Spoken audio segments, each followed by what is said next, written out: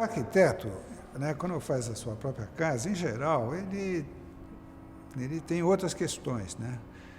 Uma casa, essa que você está enfocando, aquela do arquiteto que ele fez para ele, deve conter, nesse horizonte poético e lírico, altos ideais que servem para você transpor para essa verdadeira casa que vai construir a cidade, que seria a casa para todos. Né? Você não tem um cliente para dizer, eu quero copa, cozinha, isso, aquilo. Você não pode jogar culpa em ninguém. Não pode jogar culpa em ninguém. Tanto é que tem muito arquiteto que não projeta a sua própria casa. Compra uma casa, dá uma reformadinha, ou vai para um apartamento.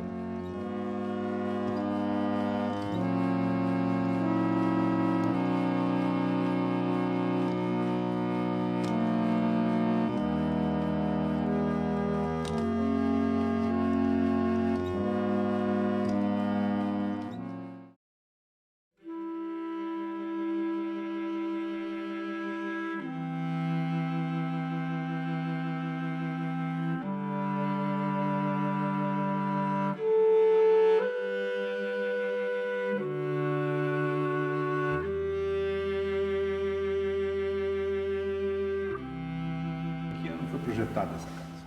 Em 1972. Em 72 eu fiz o projeto e a obra começou em 73. Ficou pronto em 75. Quem me encomendou esse projeto foi a minha cunhada. 1 ano e meio depois de começar a obra, eles se separaram. Aí ela resolveu ir morar em Paris.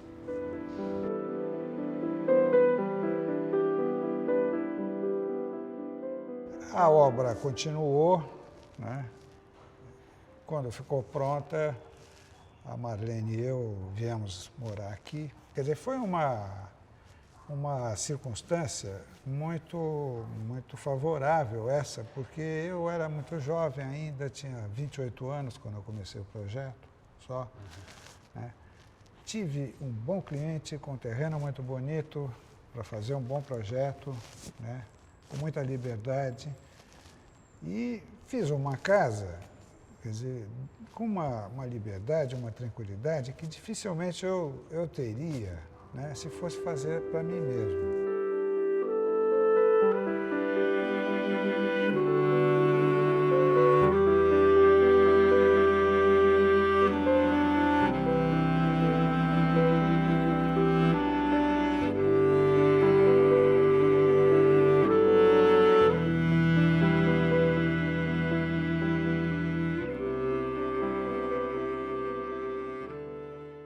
De necessidades do cliente era um programa simples, né? Sala, né? 4 quartos, né? Me foi pedido, 4 quartos, uma suíte mais um banheiro, coisa mais ou menos simples, e o máximo de áreas abertas externas. Né? O terreno tem 2.000 metros quadrados, 2.250. Né? Então, o programa dava, e acabou sendo resolvido com 400 metros quadrados, né? De áreas úteis. Isso dava margem, antes até de eu fazer o projeto, já dava margem a perceber que a gente ia ter um grande e expressivo jardim. Se a gente for rodando, você acaba vendo jardim, né, praticamente em toda a volta. Né?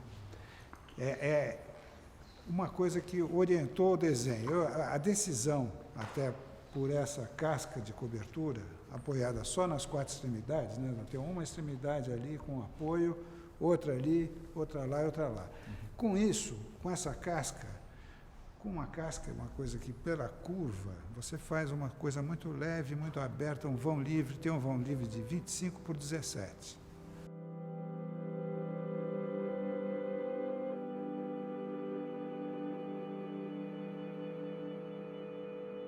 O terreno tinha um desnível pequeno, relativamente pequeno. O ponto mais alto no vértice lá de cima e o mais baixo no outro vértice, na entrada. Esse caimento suave foi trabalhado com patamares. Um patamar, aquele que está ali atrás, onde está o gramado, né? Numa cota de nível, que é exatamente essa cota de nível desse piso aqui de cima.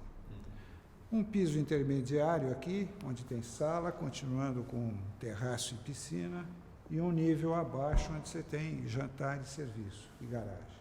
2 torres, né, hidráulicas, essa torre, mais essa torre aqui, concentrando banheiros, toda a água, encanamento concentrado em 2 torres. Com isso, quer dizer, esses são os espaços obrigatoriamente fechados da casa, é banheiro. O resto pode ficar aberto.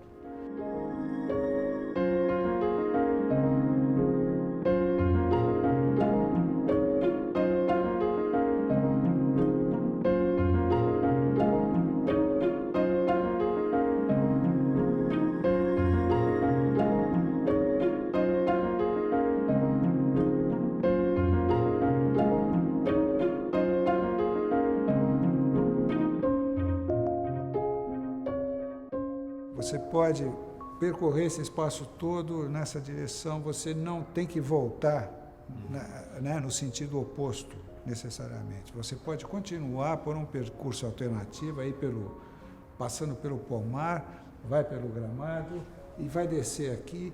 Quer dizer, a ideia de você ter sempre possibilidade de ir adiante nos percursos, não ter nenhum dead end, beco sem saída, evitar o beco sem saída. A ideia do grande espaço interno comum, né, é uma ideia da arquitetura em São Paulo, daqueles anos 60, 70, muito nítida, né, onde a família ia ensaiar um tipo de relacionamento já mais livre, mais aberto. A casa é generosa, tem uma área construída grande, mas é um espaço só. A gente está conversando aqui, né, e a Marlene está sentada ali na sala, a 14 metros de distância, mas participando da conversa, né? Então tem uma coisa de uma certa Integração, talvez. uma certa intimidade, né, que não é a intimidade do espaço pequenininho, fechado, protegido.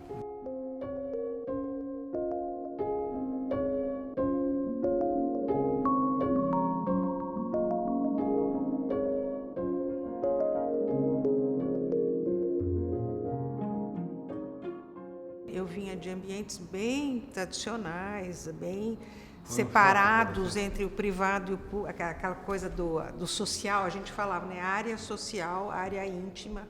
Então, eu vim desse tipo de ambiente. Foi bastante complicado no começo. E aí eu resolvi fazer essa pesquisa, que foi meu mestrado, e depois escolhi 44 casas que eu considerei casas de vanguarda, porque elas tinham alguma coisa que avançava, que evoluía em termos da residência. Você encontra traços em comum nessa arquitetura de vanguarda? Ah, sim. Por exemplo? Eu acho uma delas é essa coisa do microclima, que em São Paulo é uma característica que o Artigas já tinha colocado. Quer dizer, todas as casas têm voltadas para o interior, embora tenha uma relação com a cidade, mas elas têm um microclima. Quer dizer, existe aqui uma possibilidade única que você não vai encontrar em outras casas. Ao mesmo tempo, eu acho que o fato de São Paulo não ter tido a oportunidade de fazer espaços públicos importantes nesse período, nessa época, os arquitetos que fizeram essas casas tiveram um grande empenho em fazer alguma coisa que fosse expressão autoral, e todas elas têm essa característica. Espaços mais ou menos públicos.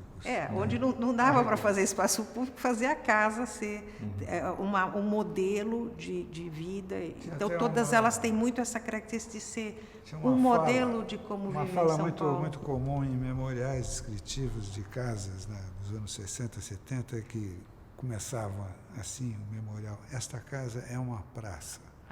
Essa ideia da casa como praça era recorrente. É verdade. Né? Tem a ver com isso.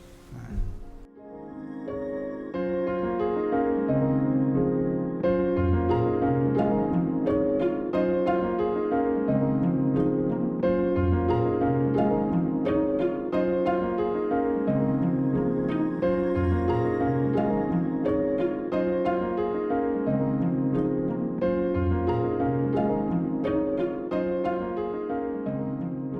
Eu sou completamente contra o espaço estanque, privado. Graças a Deus que não temos essa experiência, não sentimos nenhuma vez a falta dos filhos na casa. Assim, além da parte afetiva, não foi uma coisa que fisicamente foi percebida, porque imediatamente a gente foi ocupando, virou estúdio de um, escritório do outro. A casa não casa não para, nunca fica vazia. nunca fica vazia. Agora, com a experiência dos sensação. netos que estão chegando, a gente vai ter crianças aqui brincando de novo. Então, e eu vejo que as crianças aqui, eles rapidamente estão engateando, mas já querem subir essa escada, quer dizer, quando estão. Que foi a experiência das minhas filhas, e ao mesmo tempo eu acho assim, que elas, por causa desse espaço, puderam ser pessoas muito livres no que elas queriam, desejar realmente o que queriam e não ficar dentro de um universo fechado e que tem regras, etc. O fato de não haver delimitação tão forte dá muita liberdade para a criança, né? Brincar, descobrir. Pouca barreira.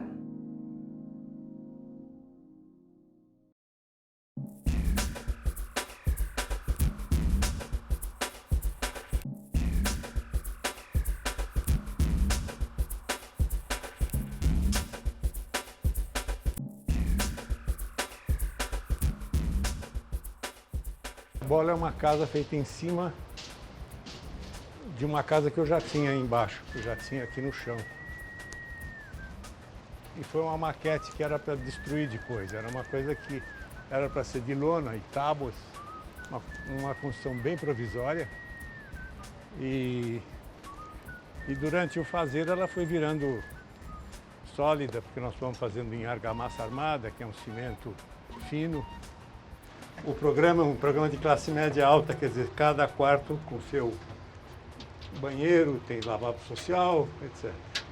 A ideia foi fazer um apartamento de luxo, porém compacto. Eu acho isso é uma coisa de hippie dos anos 80, 60. Achava que os ricos que ele diminuir seus domínios, porque a cidade já fornece tudo que precisa.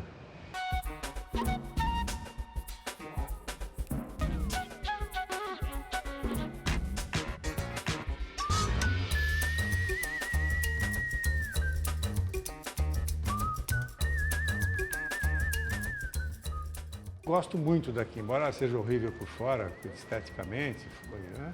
Aqui dentro é perfeito, não tem. E eu gosto muito da qualidade do espaço, da estética dele, do não ter coisas. Quantos metros quadrados? Essa aqui tem 100 metros quadrados de piso. Sim. E quantos quartos? 3. Mas é tudo. Ela deveria ter 10 metros de diâmetro e tem só 8. Então seriam 170 a 200 metros quadrados de piso. Então essa daqui é menor, bem menor. O sonho era fazer um módulo que já fosse completo, né? Como um automóvel, que você já compra, você escolhe o modelo, o equipamento interno e já vem com tudo. Né? Coisas do sonho metabolista, quando o homem chegou na Lua, muitos arquitetos acharam que a tecnologia da construção do cimento, do tijolo ia acabar. Acabar não, ia evoluir para alguma coisa mais leve. E não aconteceu.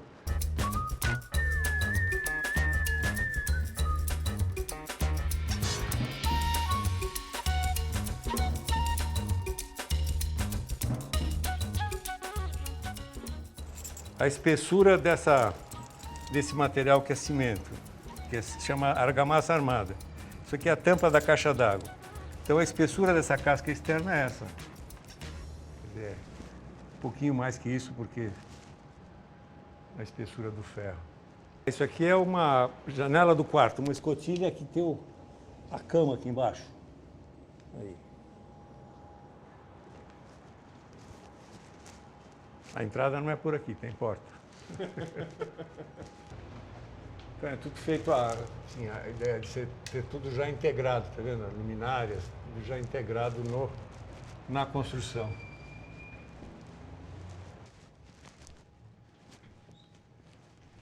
Então, esse é o quarto com aquela janela. E tem outras janelas externas também, claro. Entendi.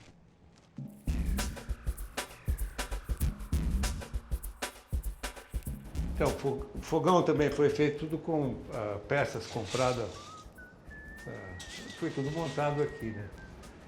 E aqui é uma geladeira também. A geladeira o que que é? Um quarto isolado termicamente e o motor dela fica longe, fica na lavanderia secando roupa. Aqui tem uma lavanderia e o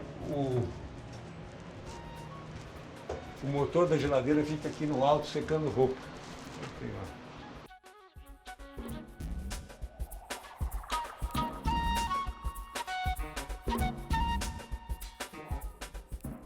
A procura sempre foi de conseguir fazer o apartamento o mais leve possível, porque ele seria feito na fábrica e transportado.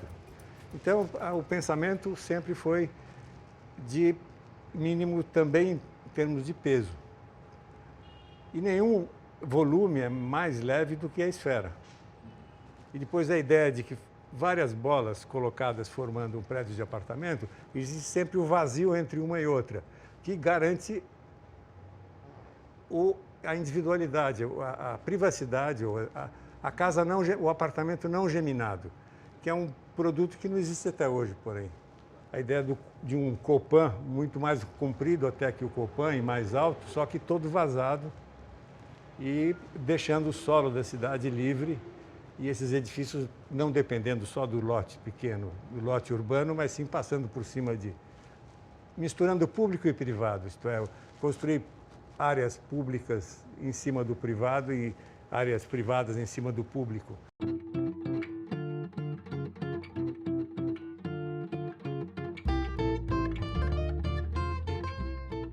E tudo eu queria fazer de uma forma não conhecida. Então, até as privadas eu fiz para conhecer tudo que tinha dentro de uma habitação, né? E pensar de outra forma. O que mais? Podia mostrar esse jardim suspenso que eu falei. Aqui. Então, a ideia é que todos esses vizinhos tivessem jardins altos, jardins suspensos, né? E aqui, esses aqui também. E o único que tem sou eu mesmo, que é esse aí.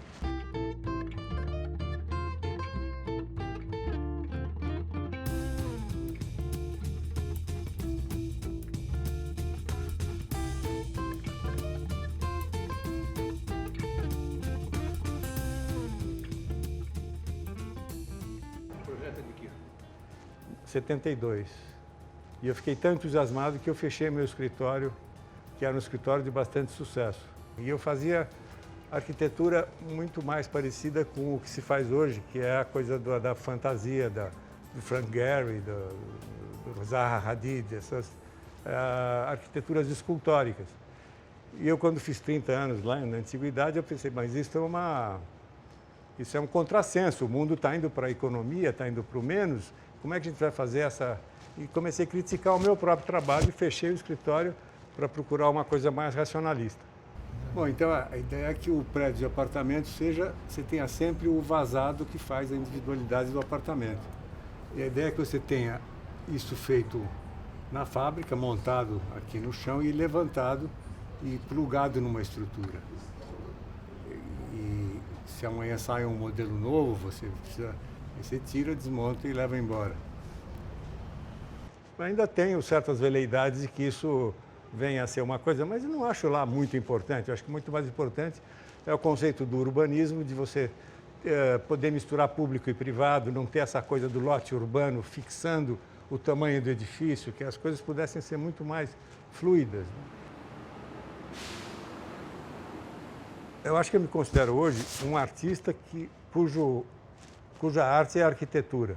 Então, a arquitetura, para mim, é uma coisa muito mais da arte do que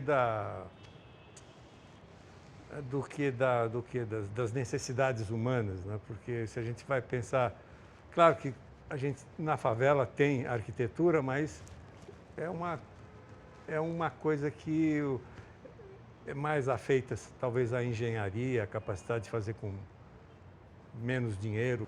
Bom, acho que os colegas aí não vão gostar dessa ideia, né? Eu mesmo não gosto dessa ideia, que a arquitetura é um pouco supérfluo, né?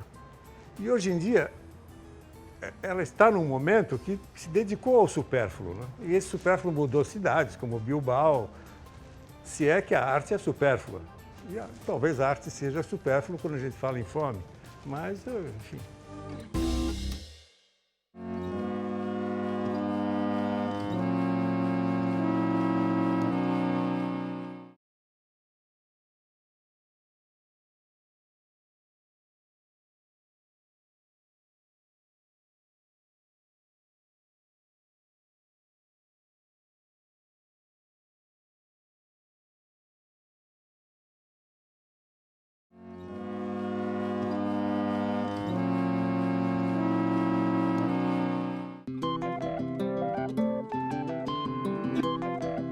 No caso, eu já tinha 4 filhos quando eu fiz aquela casa. Era mais para eles se divertirem, a casa com o sentido mais possível de gozo do lugar e por dentro e por fora. O bairro, tudo isso para criança. Mas a motivação, além dessa, do gozo da vida e da visão lúdica da casa, etc., para as crianças, espaço. Na ocasião, nós estávamos muito envolvidos nos anos 60, final dos anos 50, com a ideia de pré-fabricação e tudo isso. O que aconteceu é que eu adotei uma técnica de rigorosa método construtivo, modulado, etc., etc., como se faz para repetir peças da pré-fabricação. Um ensaio. E fiz também aquilo tudo em concreto armado, uma vez que seria pré-fabricado, a hipótese. E tem principalmente daquela casa, e dentro desse princípio, de técnica de construção adequada para repetição, teoricamente. Um sistema de instalações hidráulicas e elétricas absolutamente autônomo. Entretanto, diante de tudo isso que parece muito elogio, eu queria te dizer que, já na época, nós sabíamos que a casa contemporânea seria a casa já na vertical, do prédio de apartamentos. Não tem muito cabimento, nós estamos vendo hoje em São Paulo, você imaginar morar assim, numa visão um tanto campestre da casa. Isso. Já havia essa consciência. Entretanto, fazia-se essas casas idealizadas. Eu não moro mais lá, mas meu filho Lito mora lá.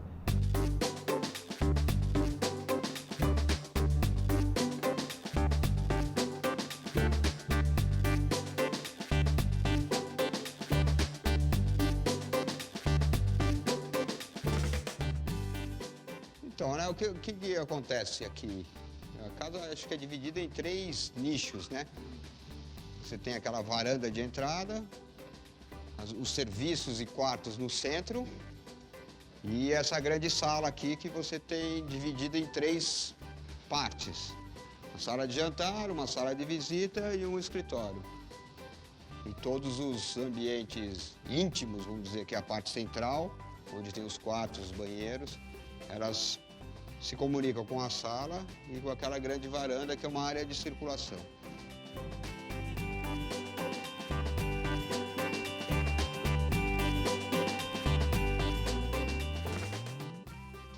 Se você entrar aqui, por exemplo, né? Esse aqui foi transformado numa sala, mas originalmente ele era, se você olhar, aqui tem uma parede, né? Tinha uma parede.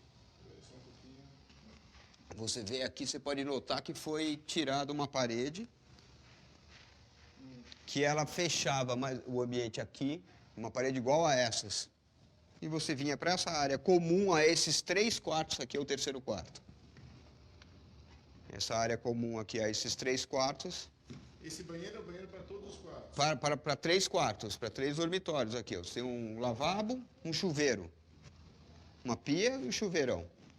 Nem precisa dar luz. Né? E aí você tem 1, 2 quartos e o terceiro quarto que se comunica aqui. Que foi tirada aquela parede e virou uma sala de televisão. É isso aí, ó. Saía daí, imagina aí. Na época o Paulo tinha 3 meninos, um aqui, outro aqui, com esse banheiro comum para os 3 meninos. Uma menina e o casal era lá. Então você vem aqui no quarto da menina, a gente pode ver como foi configurada essa proposta, né? que antigamente, se você vê, a escrivaninha era de alvenaria, assim, ó, de concreto, na mesma espessura das paredes, né? Tanto a estante também, ó. Então isso aqui eu acho que é uma unidade filho, né? Você tem essa escrivaninha, a cama,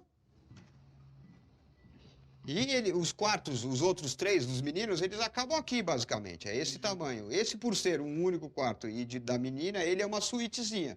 Aí você tem aqui o banheiro e o chuveiro dele, né? Tem um armarião.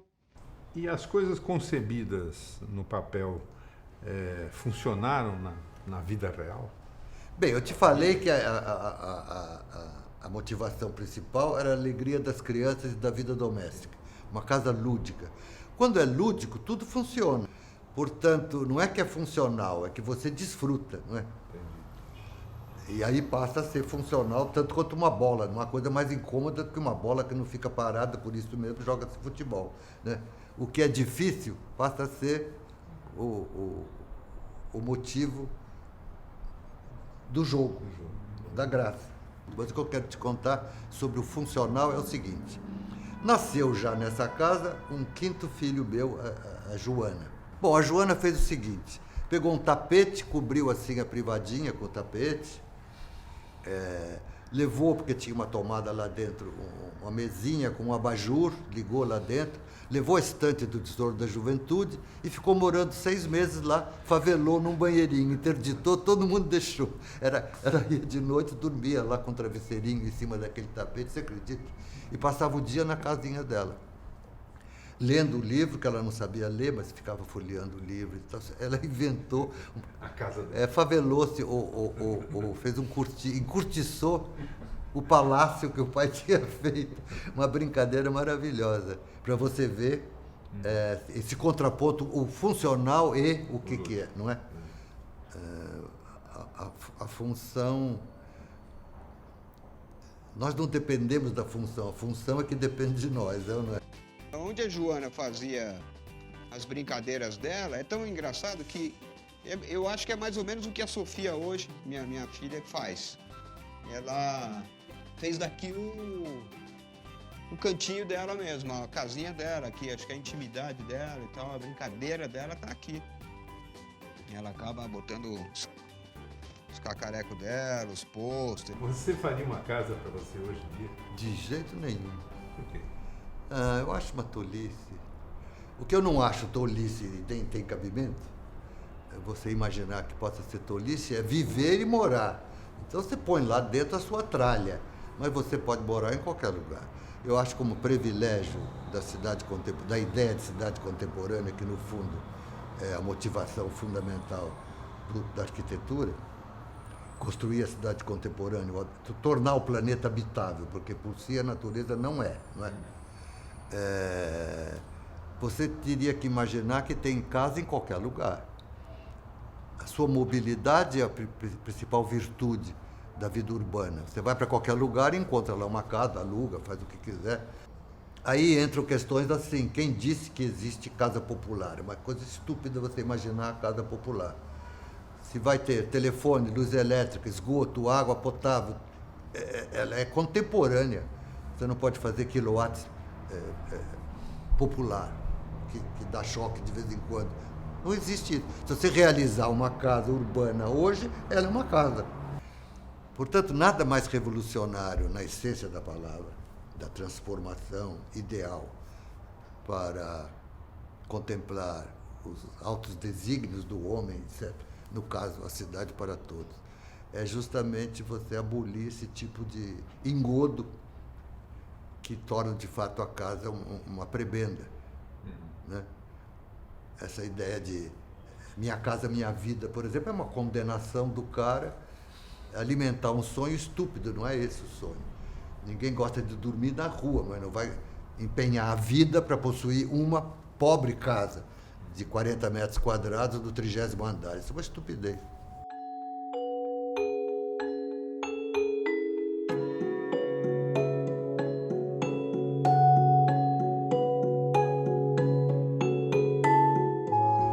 Qual é a virtude, se há fundamental de uma casa hoje?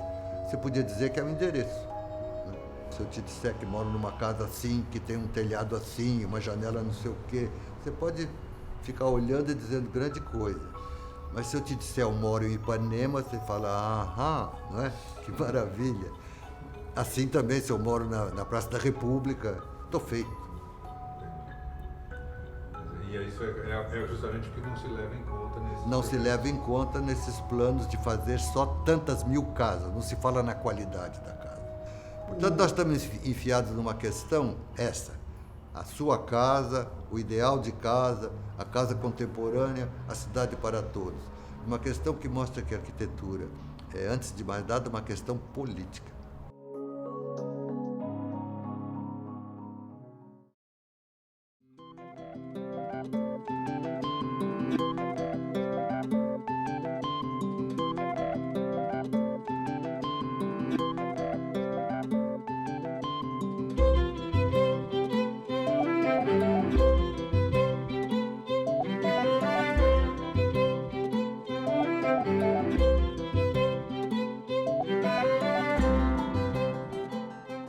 Projetei essa casa em 92.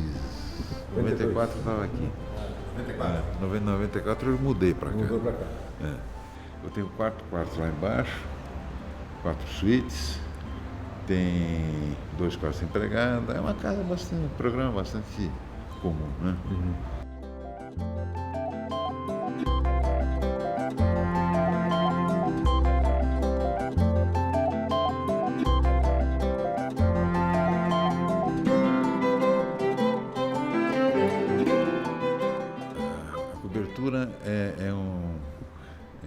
São 2 telhas com isopor no meio. Essa foi a parte mais complicada da estrutura. E tudo isso que você está vendo, os estágios, isso era bastante simples, pensando estruturalmente, né? Mas isso aqui era muito difícil. Então foram feitas várias longarinas e colocadas as telhas de cima. Depois, com macacos hidráulicos, nós levantamos essas longarinas para pregar essa de baixo. Então ela ficou tensionada, ela ficou puxada, como se fosse uma laje protegida.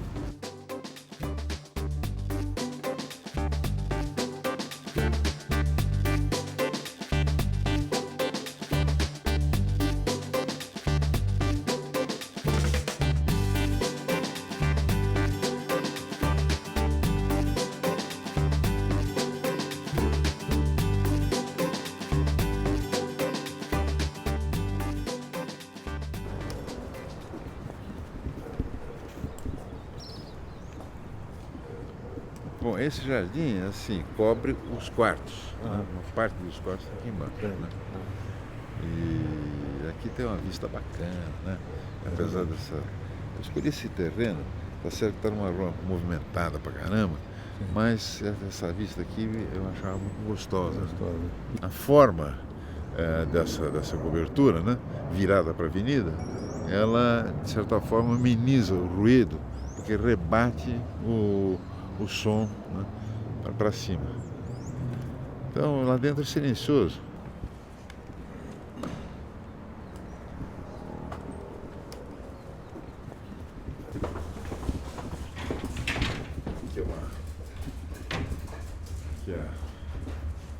Essa é uma parte recente que eu fechei aqui, instrumentárica, né?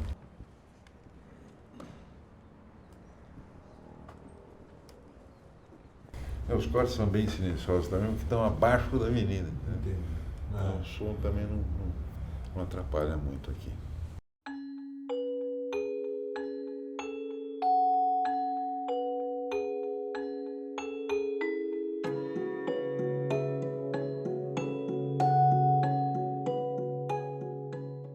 Eu já fiz assim, né, muitos enganos na minha vida.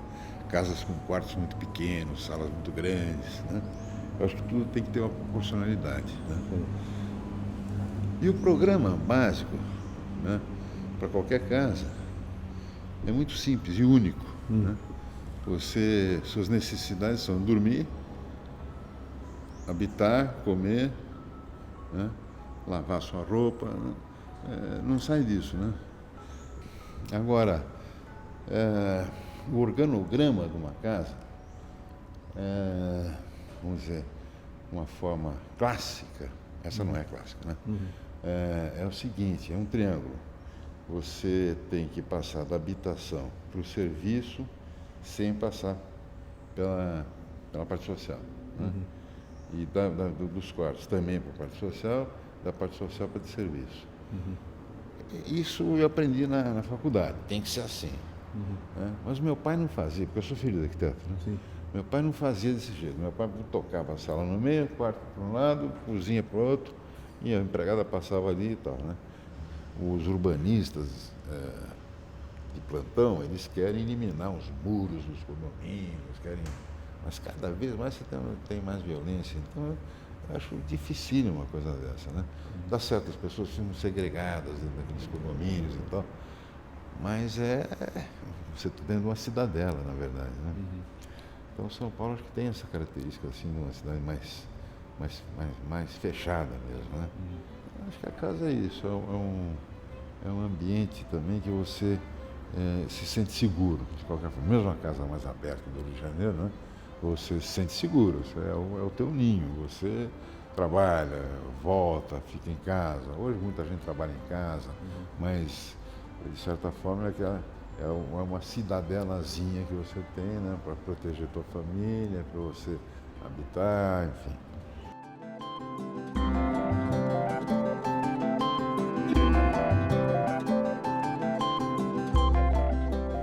A arquitetura para mim é uma arte utilitária, né?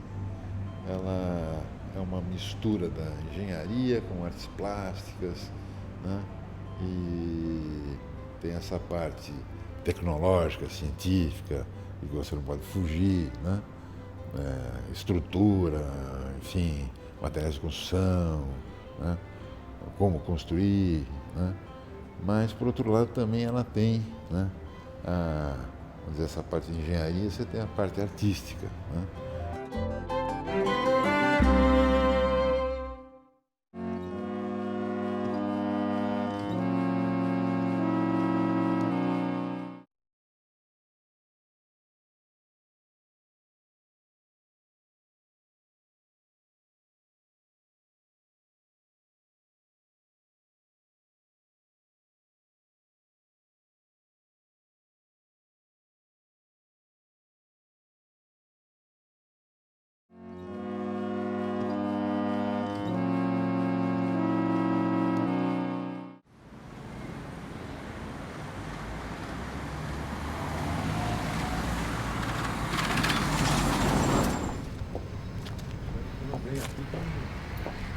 Uns 30 anos, né?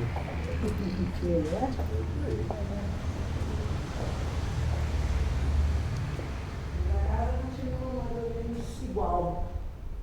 Sim, as cores, inclusive, né? Eu era colega de classe da Rosa no colégio público aqui na Zona Sul de São Paulo. E isso nós estamos falando de 68, 69, movimento estudantil, né? E o que era interessante aqui é que era uma espécie de território livre para as discussões dessa rapaziada. Era uma das poucas casas em que a família aceitava que toda noite tivesse uma invasão bárbara aqui, que ia terminar muito tarde, né? Em papos intermináveis e conversas em que a gente escutava muito Artigas, dava palpite sobre uma porção de coisas que a gente não entendia. E era interessante porque, imagina, isso não era comum, esse tipo de igualdade entre gente muito jovem, pessoas mais velhas e mais experientes, intelectualmente muito mais qualificadas. Isso, a arquitetura, né, o arranjo do espaço permitia muito.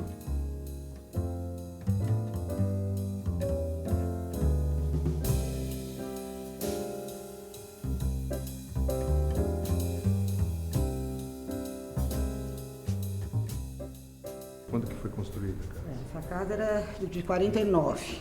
Eu não tinha nascido ainda, eu já nasci nessa casa. Meu pai tinha 34 anos quando fez o projeto dessa casa. E ela tem umas irmãs espalhadas por São Paulo. Tem uma outra muito semelhante a essa, só implantação um pouco diferente no terreno, que é do Mário Taco Bittencourt, lá no Sumaré. E uma da Alice Bril, que é mais encolhida, mas é o mesmo princípio, né? Tem a lareira, essa coisa do bloco hidráulico, é mais ou menos a mesma composição. Digamos, mais marcante é essa de que o bloco de banheiros e da cozinha é a única coisa que, digamos, separa. Na realidade, é o que determina a circulação da casa, né? Você circula em torno desse bloco, você divide o serviço, entre aspas, que ele não gostava de pensar assim, né? Porque, na realidade, o que essa casa tem de interessante é que ela não hierarquiza os espaços.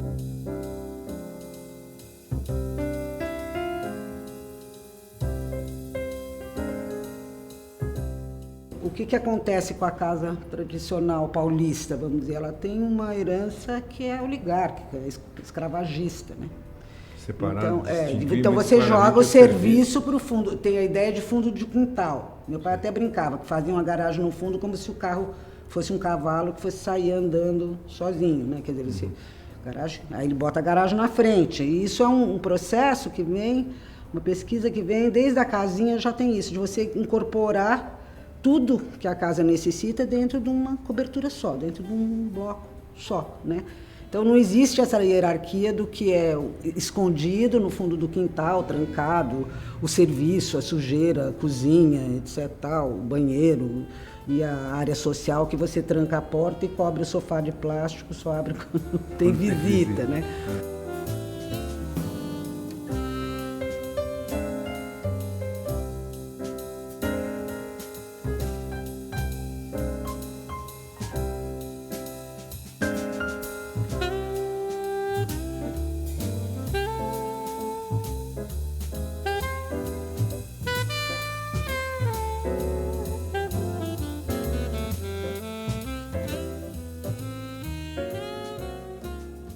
E o escritório era aqui em cima, né?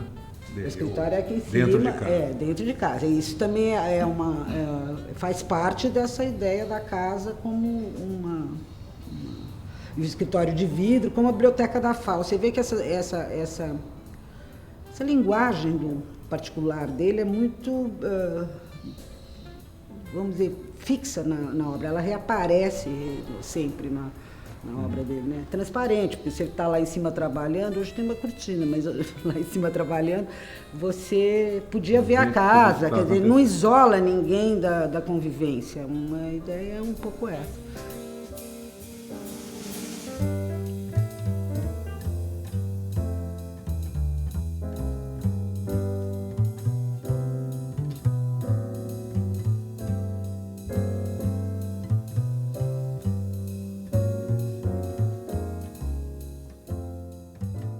Logo que veio para cá, na década de 40, ela era a única casa da quadra, né? Para lá tinha um terreno baldio e depois só ia ter, não tinha asfalto na rua, o bairro era...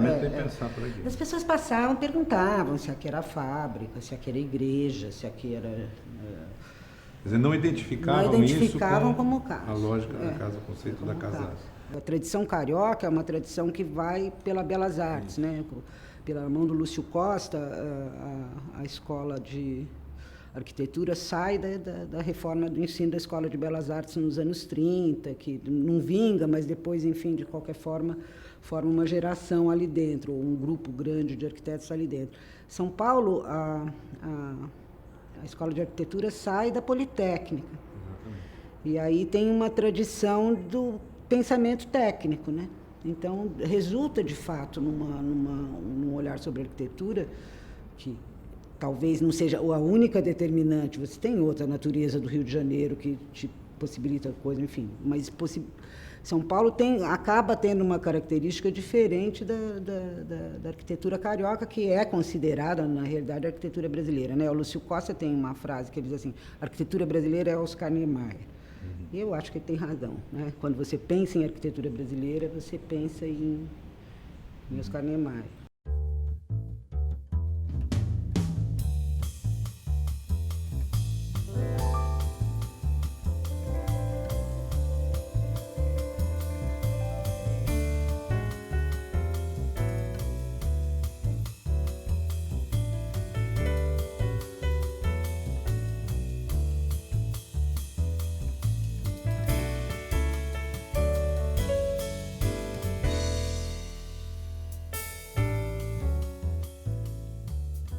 E outra coisa interessante é que essa casa não tem quarto de empregada.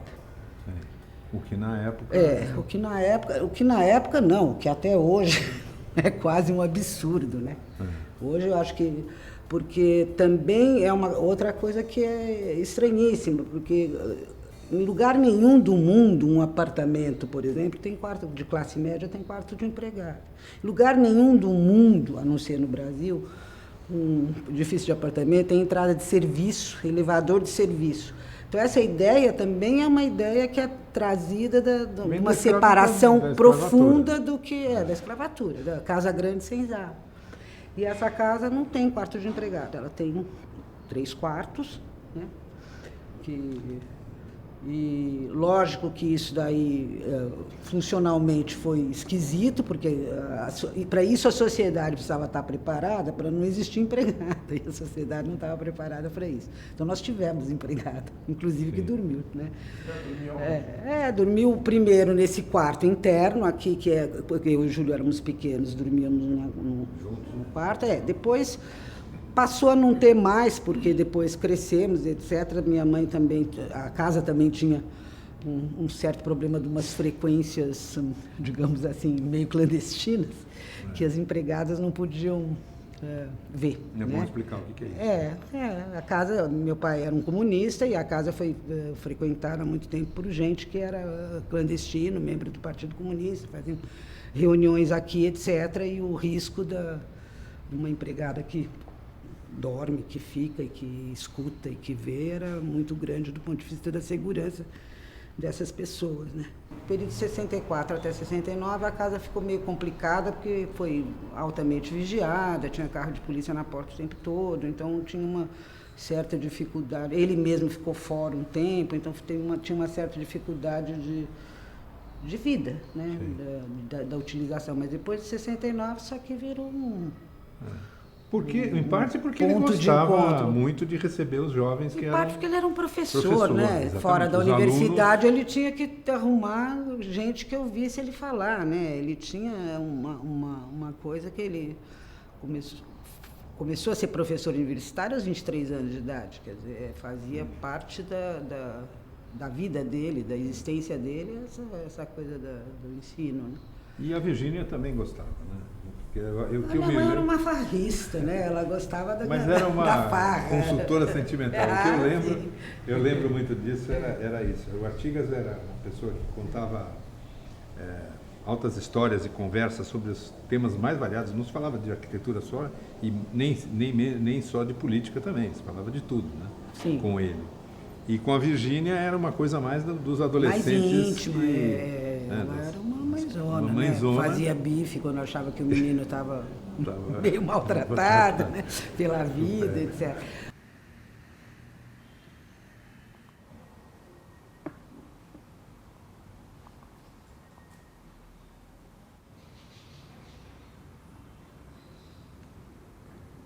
A coisa mais esquizofrênica que existe no mundo pós-moderno é a coisa da privacidade, né?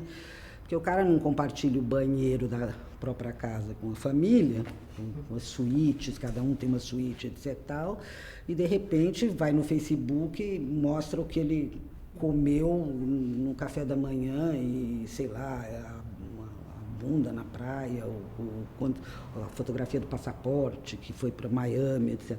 Então, eu acho que essa casa é o anti-tudo. Já era, na época, um pouco, com as dificuldades que a sociedade colocava, mas hoje eu acho que ela é mais complicada ainda. Quer dizer, só nós mesmos conseguimos morar aqui. Um dia, meus filhos já não morarão.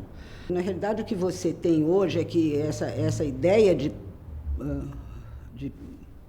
vida privada é tão forte que hoje você tem a piscina dentro do prédio, a sala de ginástica dentro do prédio. O fulano tem uma coisa de um condomínio aí que tem em cima de um shopping center, que o cara mora no 12º, trabalha no 8º e faz compra no térreo. Quer dizer, ele pode nascer e morrer lá dentro sem ter contato com a vida no mundo. Eu acho que isso não é ideológico, isso é um drama de uma sociedade que se partiu, se dividiu. né? Que não quer...